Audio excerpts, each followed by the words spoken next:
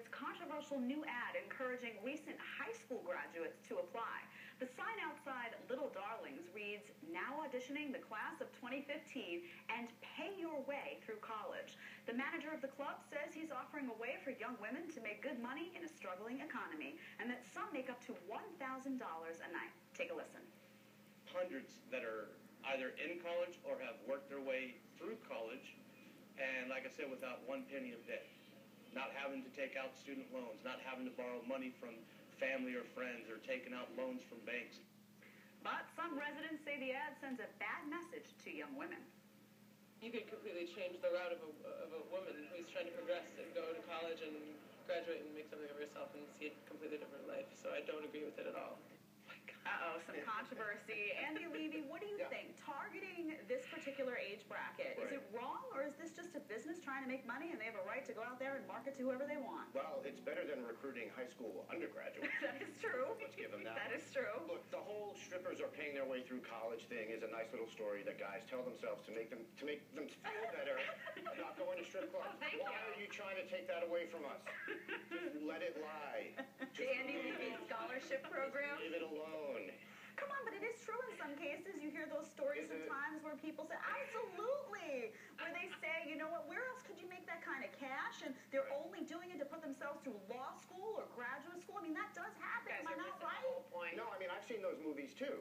Yeah. I just don't think. Life is a movie, Andy Levy. This is an advertisement that the guy's putting up to let men know that you might possibly get in the strip club and see somebody who's barely 18. But they know that already. Okay, right? you really think this is a recruitment effort to get girls in there?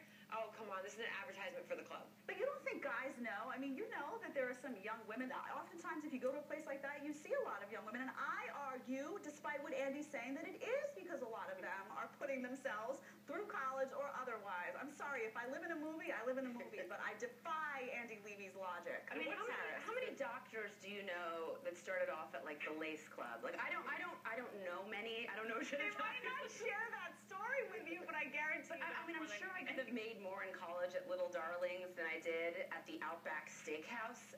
True. In Bloomin' Onions. But Ooh, guess I love what? blooming onions. Yes.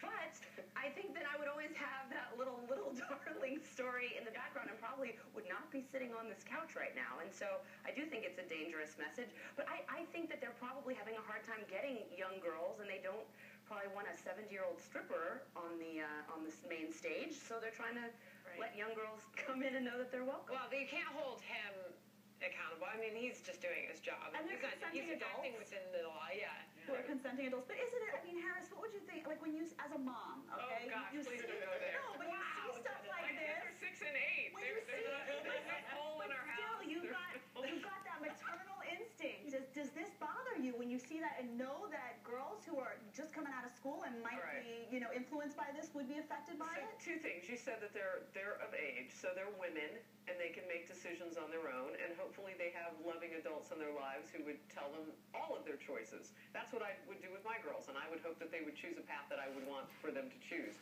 But I think we're assuming a lot here. I think Andrea has a point. You're assuming that people are going in there and earning money for maybe they're just working there. I mean, I guess it's hard for me to judge. It's not, do I want my kids to strip? No. Yeah.